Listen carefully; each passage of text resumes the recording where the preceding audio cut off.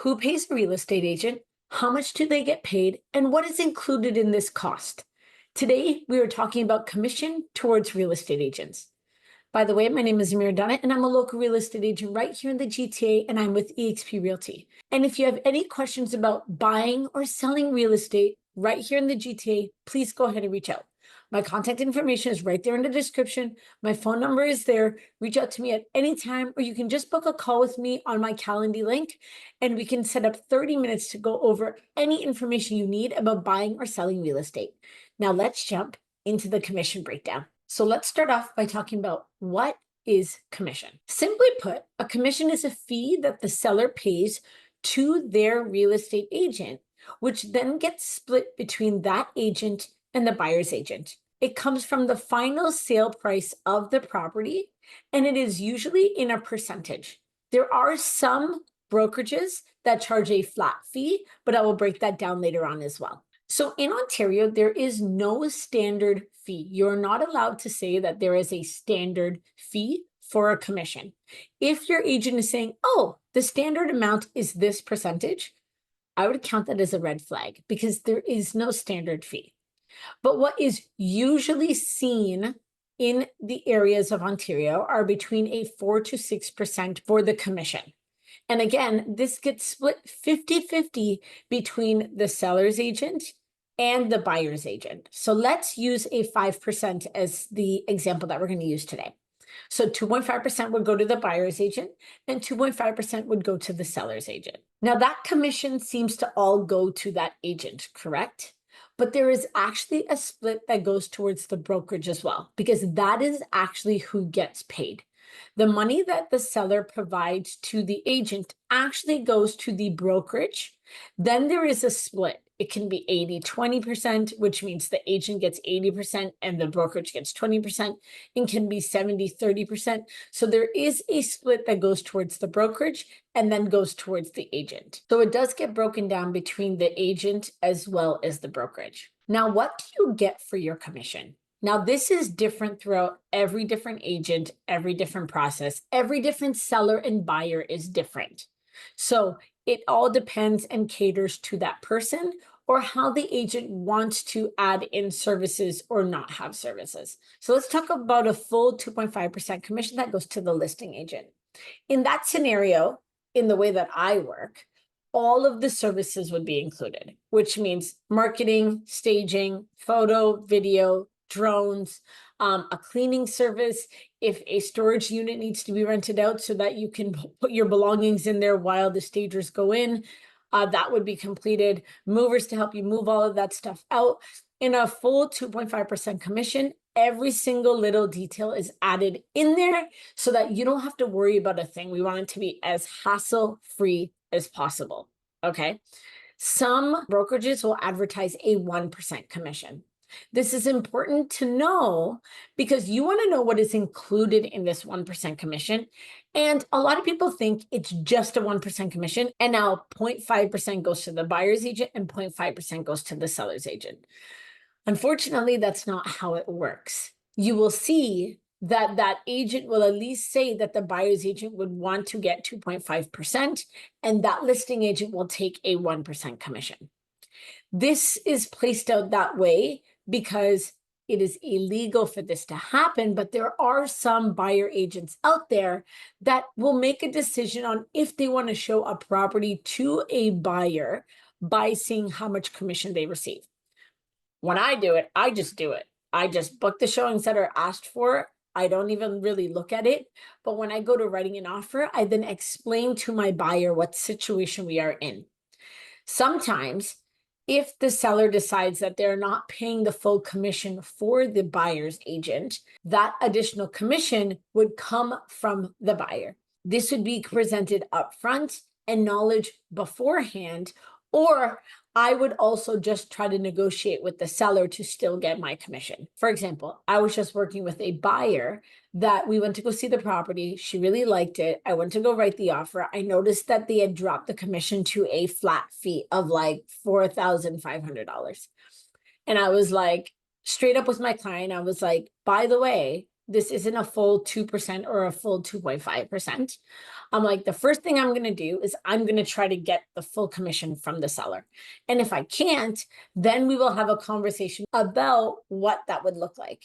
And the buyer was already totally okay with it. She was like, if that has to come from me, that's totally fine. I'm okay with doing so. And that was just the relationship we had that she was okay with. But what I did was I wrote that I was going to ask them to sign the commission form first with the percentage amount for that property, which was a 2% commission instead of the $4,500. And then they would be able to see the offer at that point, which the seller did sign, which means nothing came from the buyer and I was able to negotiate with the seller. And so my buyer was really happy that that didn't have to come out of her own pocket. Ended up getting the property and everything worked out perfectly fine. So make sure that you have an agent that you're using that is upfront and forward with you through every single step of every process that you're going through. If there is a seller that is not giving a full commission, you want to know about that because you want to know if that is coming out of your pocket. Or if you are a seller, you want to know what is included in your commission. Because let's go back to that 1% commission. If there's an advertisement that says 1% commission, I already feel like someone is not being upfront and forward about it because they're telling you it's going to be a 1% commission. But that's just for the listing agent. That doesn't include the buyer's agent, number one, most of the time. But number two, you want to know what is included in the services. Are you going to get the full staging, the full video, the full drone photography? Are you going to get all the marketing that they do? Are you going to get the social media platforms that they use? Is this all going to be included in it? You want to know that because right now in the style of market that we're in, you want to present your property to the best of its ability. There are so many sellers out there and there are barely any buyers. So you have to stand out in some sort of way.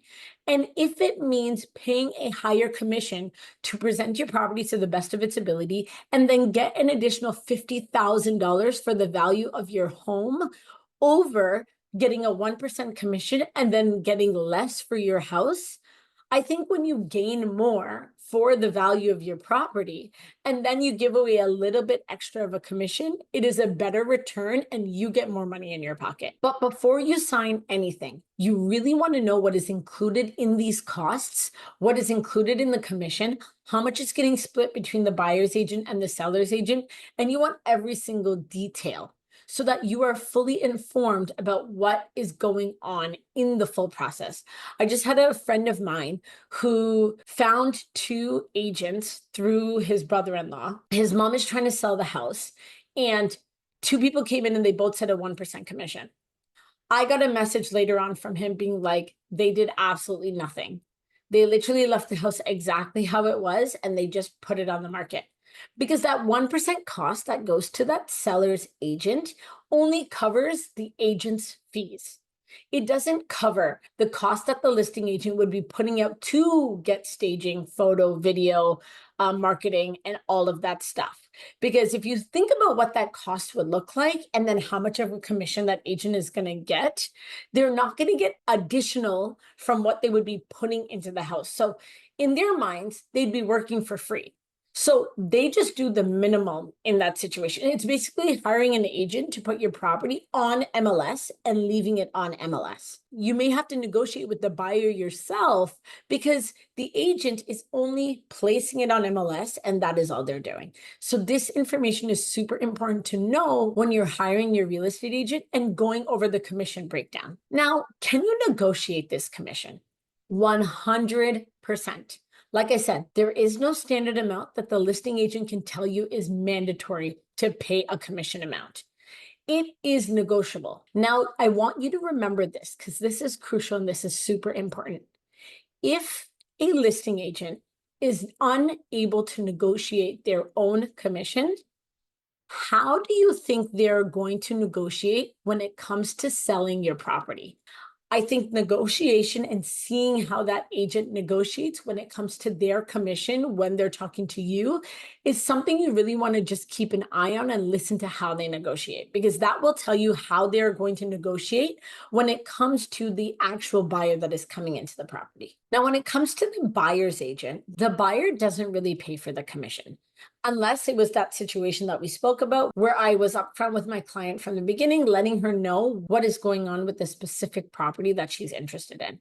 But most of the time, buyers do not pay for the commission. It comes out of the final sale price. So after the buyer provides the funds to the seller, it is split and the money is taken out from the sale price into the lawyer's account, which then goes to the brokerages. So the seller receives the final amount of funds in their account after all the splits and all the commission has been taken out by the lawyer. That is when the final pay is actually completed. So as a seller, you're not paying anything upfront until it actually gets split during the lawyer process. Now, I did mention something about a flat fee that some listing agents say that they're going to take. That is something you really want to watch out for, because a lot of these flat fee brokerages, what they do is they ask for the money upfront. So they say, okay, I'm going to cost you only $2,000 to be able to list your property. Now you have to pay me that $2,000 upfront, and then we'll go through the process of selling. Now, where is the motivation of now selling this property by this agent? They've already got their funds. So if they just put it up and leave it be, or don't put in a lot of effort, that is something you want to watch out for as well. And what if the property doesn't sell? Now you've paid this agent that flat fee, and now your property just isn't selling. You decide to take it off the market. And then what? You put it back up and pay another flat fee. That is super important to know what happens, what's included, how everything is broken down, and how you benefit or don't benefit from each process. Just do your research. I have a video that I made about interviewing real estate agents and the 10 questions you want to ask them. I'm going to add it right here as well.